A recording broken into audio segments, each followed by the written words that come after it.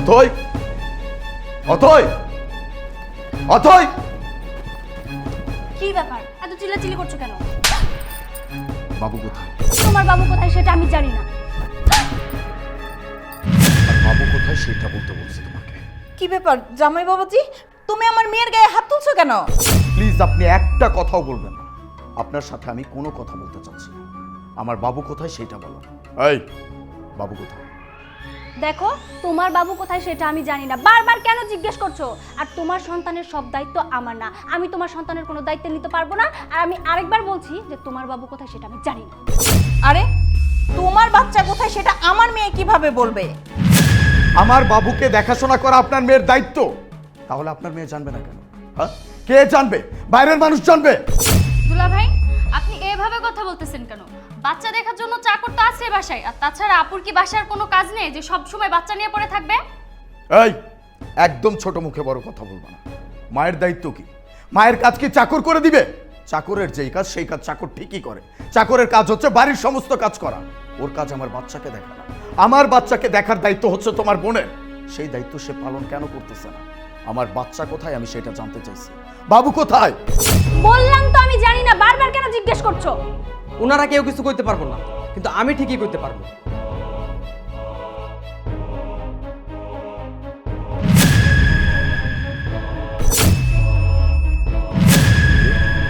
আমার বাবু তোর কাছে কি করে আসলো?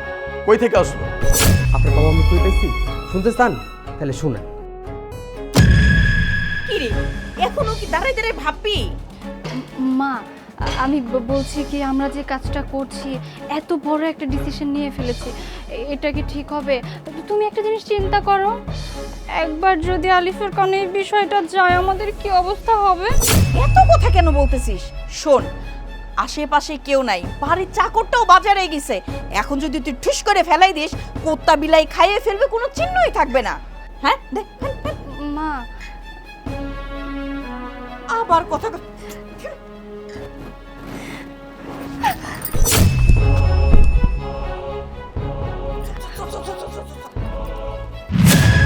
হ্যাঁ হ্যাঁ, এটা তো আমাকে স্যারের বাচ্চা। শেষ পর্যন্ত স্যারের বাচ্চারে ম্যাডাম আর ম্যাডামের মাই মিলে ফালাই দিতেছে। না, এত বড় অন্যায় আমি হইতে দিব না। কি এবার বুঝতে পারলেন তো সাহেব? আমি 5 বছর যাবৎ বিয়ে করছি, কিন্তু 5 বছরের ভিতরে আমি একটা বারের জন্য সন্তানের মুখ দেখতে পারলাম না। আমি আপনাকে কইছিলাম না আপনি একটা গরিবের মাইয়া বিয়া করেন? যদি আজকে একটা গরিবের মাইয়া বিয়া করতেন তাহলে এই বাচ্চাটা এত অবহেলিত হইতো না। আমি আপনার এই কথা কইছিলাম যে আপনার এই বাচ্চাটা আমারে দিয়া দেন, আমি লালন পালন করি, সে না হয় আপনার পরিচয় বড় হইব। কিন্তু আপনি আমার কথা শোনেন নাই। আল্লাহর কি নির্মম খেলা দেখছেন? আজকে আমি এই রাস্তা দিয়ে বাজার করে যাইতেছিলাম, আর আপনার বউ এই বাচ্চাটা রাস্তা দিয়ে ফেলাই দিছিল।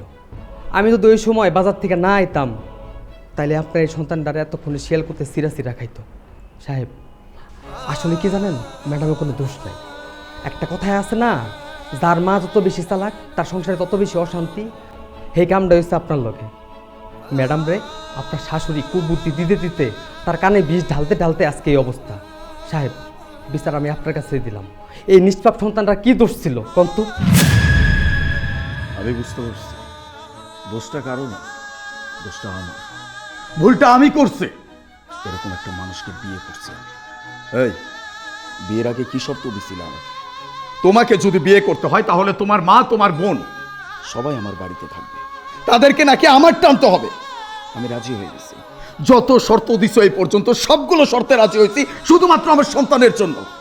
তাহলে আজকে আমার সন্তানের জীবন এইভাবে রিস্কে কেন করছো? আমার সন্তানকে তুমি মারতে কেন চাইছো? আমি তোমাকে বারবার বলছিলাম, এই মা মরা সন্তানের আমি ছাড়া কিন্তু আর কেউ নাই।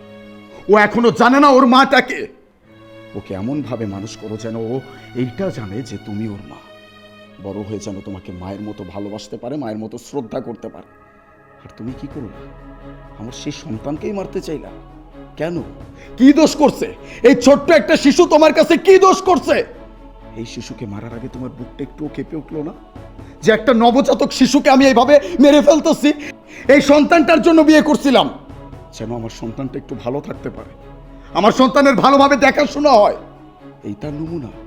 আজকে আমার সন্তানের জীবন রিস্কে পড়ে গেছে।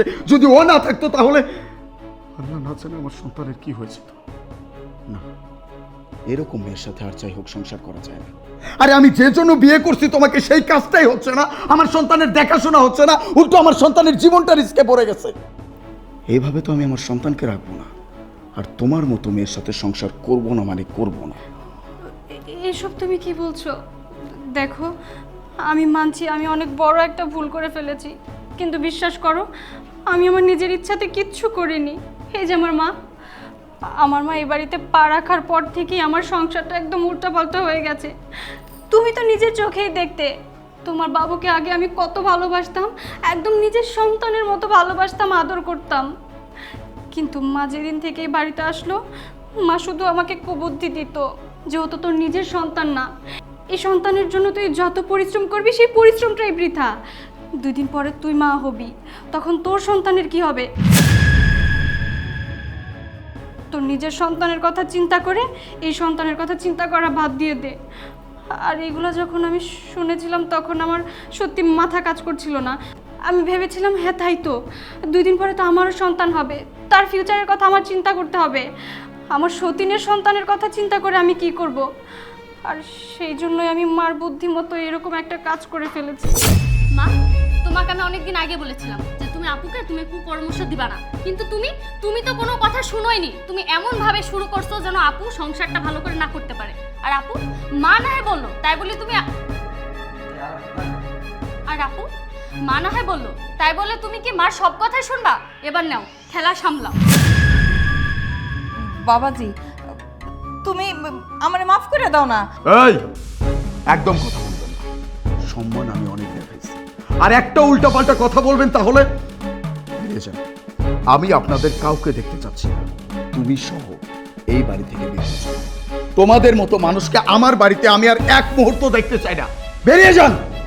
শোনো, আমি তো মানলাম যে আমি ভুল করেছি, আমি তোমার কাছে হাত জোর করে ক্ষমা চাচ্ছি।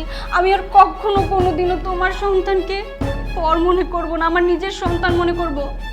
আর তুমি যদি চাও আমি ভবিষ্যতে কোনো সন্তানও নেব না, আমি মনে করব ওই আমাদের সন্তান।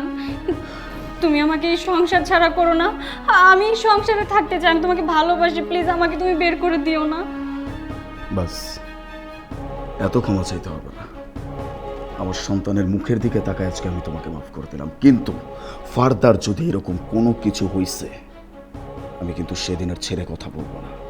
আজকে তো বাড়ি থেকে বের করে দিতে চাইছি, সেদিন কিন্তু একদম জানে মেরে ফেলবো।